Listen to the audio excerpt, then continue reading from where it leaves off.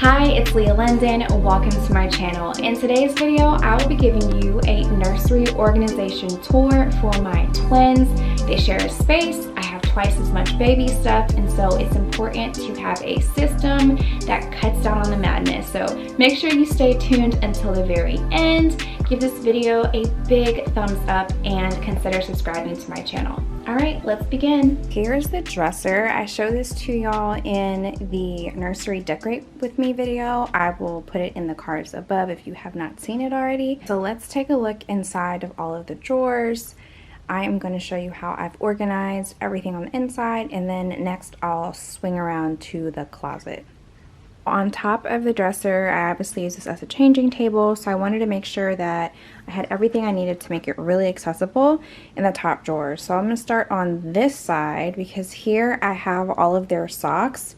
There's just some cute colorful ones. I got these on Amazon and I like them because they have little non-slip additions on the bottom of the sock, and then obviously they look like shoes. I think those are super cute. These are from H&M. These are all from Target, but I've just used this clear organizer to just sort them. A little more organized and easy to grab the ones that I want for the day. In the center, I have, this is an extra diaper bag refill. I initially had bought two, but here's just a backup one just in case. And then I have these nursery deodorizers that I use. These are from Munchkin. I picked them up at Target. And I use these in the diaper pail. And then these are all of their nighttime diapers. So these are apparently supposed to be more absorbent than their usual daytime diapers. No leakage, no nothing with these. These are the Huggy brand.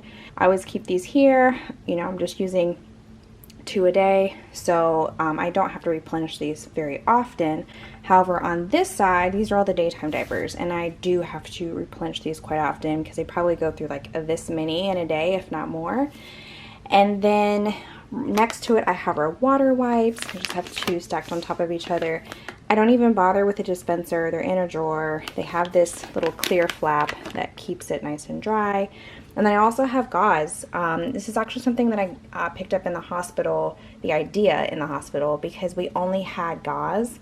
And sometimes, depending on the type of diaper we have, like, it's nice to have something dry because the water wets luckily are extremely wet. So it's great and it works, but sometimes you need something that will really like absorb what's going on in there. So the gauze works well for that. And then on the side, I kind of have a lot of the toiletries and different tools that we need.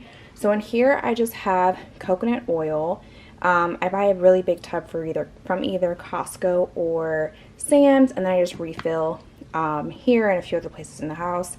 I have some hand sanitizer. This is one that's a little more gentle for babies, and I really liked it when the kids were infants. This gave me a peace of mind because it didn't have harsh chemicals.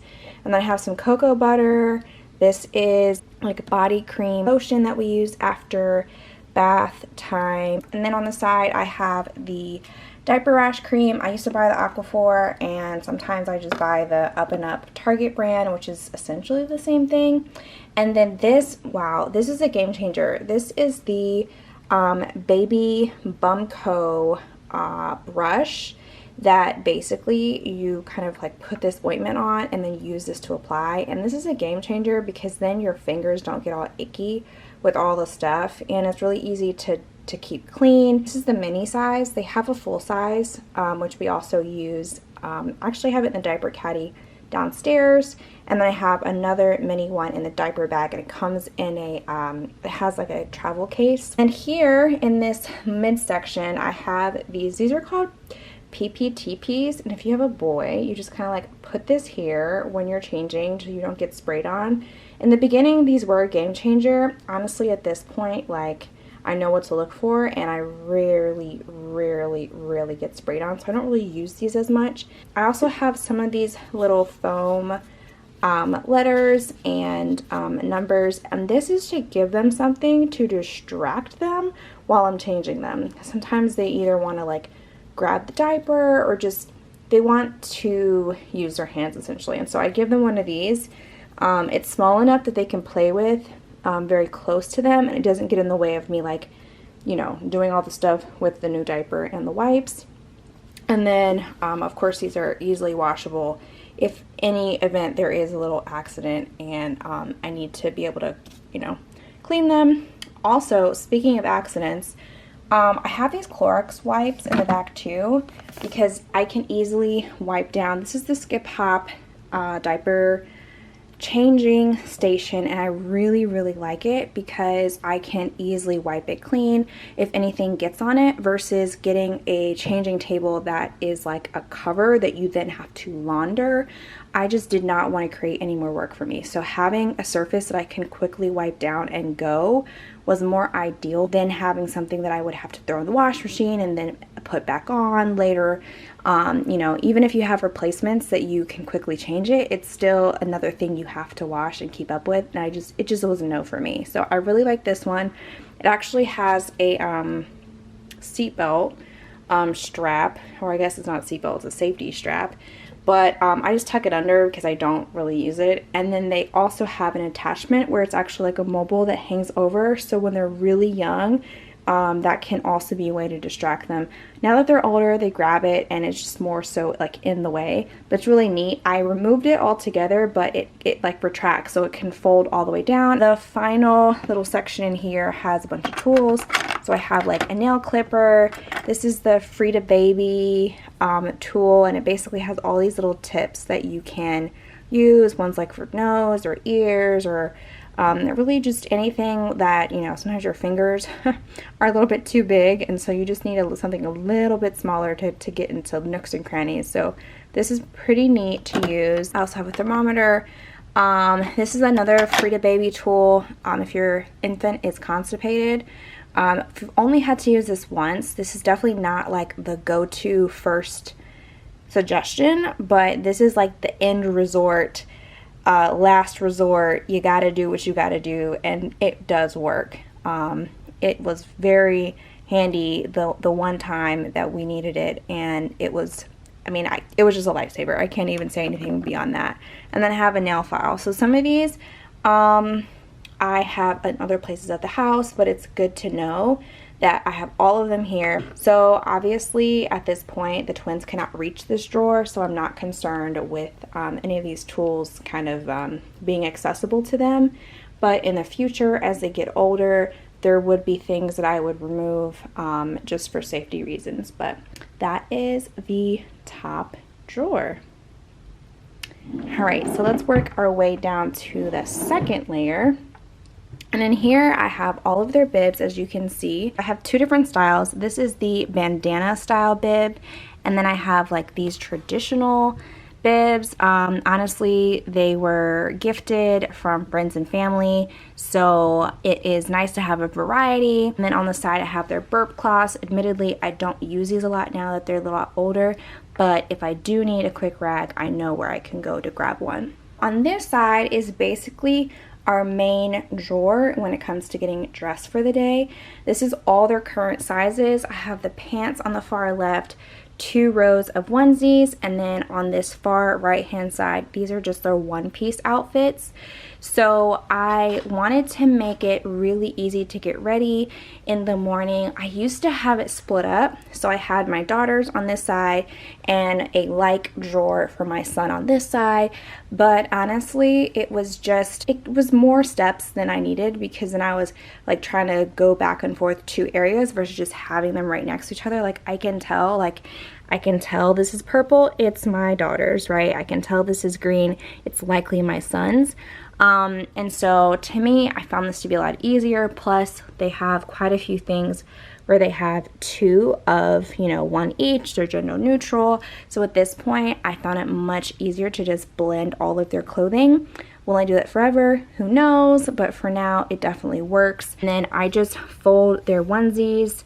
So I do it in a way, one, they're all uniform. I think it looks better. It feels more functional.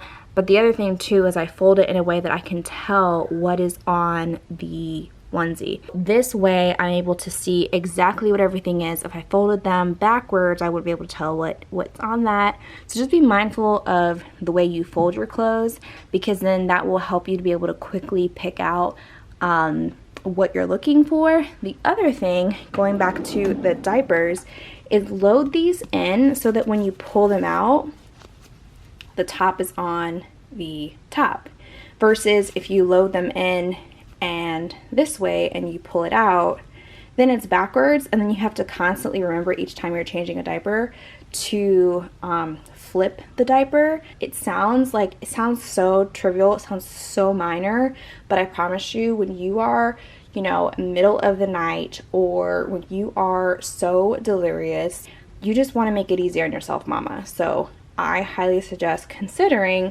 loading these in a way that it makes it really easy to pull out and they're the right way up. All right, so we talked about the bibs, we talked about the everyday drawer. I have a very similar setup, but now this is the next size. So that drawer we just looked at was their current size. This is the next size up. And essentially, like, once they can no longer fit these, I'm gonna clear these out. These clothes will then be moved up to this drawer, so it's just a little more accessible. And then next to that drawer is all of their PJs. So this is the go-to drawer every night when we're getting ready for bed. And in the center, I have all of their PJs. And mamas, you should definitely consider getting PJs that have zippers. I love Burt's Bees. I find that this brand, their clothes stretch so well. And they also have these built-in little non-slip pieces, whereas like other brands, though I do love these are from Target, they don't have them. So I think Burt's Bees is just a little more intentional with having them on all of their PJs. Now I will say Burt's Bees is a little more pricier, but to me I feel like the quality just definitely is great, so it's worth it. And when you have like the zippers, it makes it so much easier to take on and off, versus when you have the snaps, you're literally there all day. Obviously not literally, figuratively you're there all day, but it's just such a time saver when you have the zippers, so definitely highly recommend zippers. So on the right hand side, these are their onesie sleepers. So this is the Love to Dream, which we have used since infancy, and basically it's like a little bag that they sleep in. It is contoured in the middle, so it's really snug, and really just make sure they're nice and snug at night, but then also they're staying warm because they have an extra layer. I know that this brand makes, and other brands, but they make kind of like thicker, heavy materials depending on the climate, so it's definitely something I would highly recommend to look into. This one also has sleeves that zip off or stay on, depending on the age of your baby and ultimately preferences. So definitely recommend those. And then on the far side, these are all their onesies that have long sleeves. I live in a warm climate, so they don't really need to wear these during the day, but I always make sure they have sleeves on at night, just because they don't currently sleep with a blanket at their age. And so I just want to make sure they stay nice and toasty throughout the night. So I have all of their long sleeve onesies, PJs, and sleepers. So yeah, that is the drawers. So let's move on to the closet. Over here we have their closet. My twins share a room. They obviously share a closet as well. And these are all of their clothes that are hanging. I currently have them sectioned off, so this is their current size, this is their next age range, and I have them divided up with these cute little dividing hangers, so almost like you would see in a clothing store, but this has been really helpful. Obviously they have had the clothes from previous age groups removed because they're no longer wearing them, but it's been really helpful to be able to separate them. And so as you can see, like I have some dresses and there's some boy clothes also in there. Again, I don't feel like the need to separate because I can easily tell between them whose is whose. They don't have a ton of clothes, at least in their closet they're hanging, because, well, we're in the middle of a pandemic and we don't have too many places to go. So I just don't feel the need to like overbuy, over purchase. Like some things still have tags on them because I don't even know if they're gonna get around to wearing them.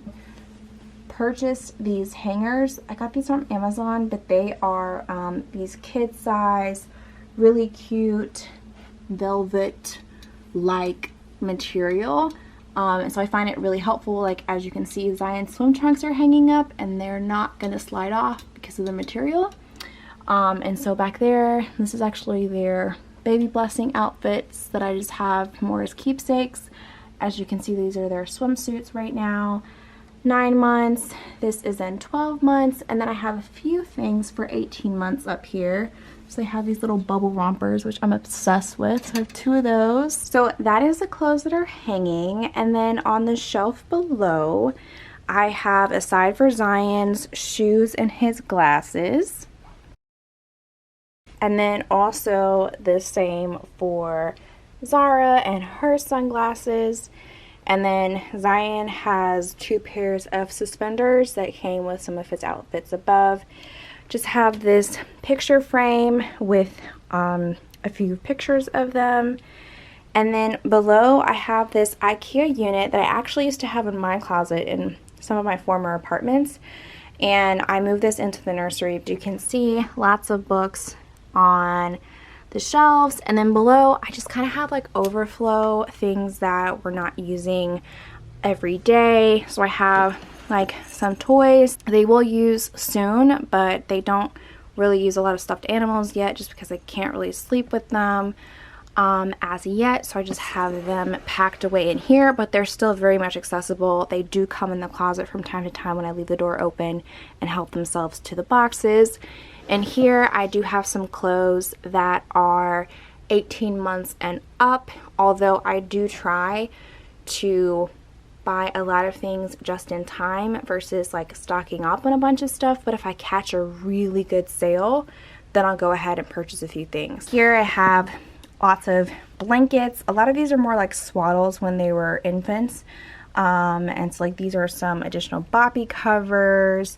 These are additional sheet set to their crib. So there's definitely some goodies in here, but also some items in here that we don't use as frequently. So they just stay here in these baskets. I got these baskets from Target. I know IKEA does sell some like square boxes that really fill in the cubbies, but these work well for us. And then on the side, I have some of the diapers and wipes, which I've completely ruined the wall, pulling boxes in and out, but whatever, I'll have to touch this up at a later time. But I just have a few boxes of wipes, and then I have the different types of diapers. So these were their everyday diapers, these are the nighttime diapers, these are their swim diapers, to refill what you saw in the drawers. That's the full organization tour. If you enjoyed this video, please give it a big thumbs up, subscribe to our channel, and we'll see you in the next video. Bye!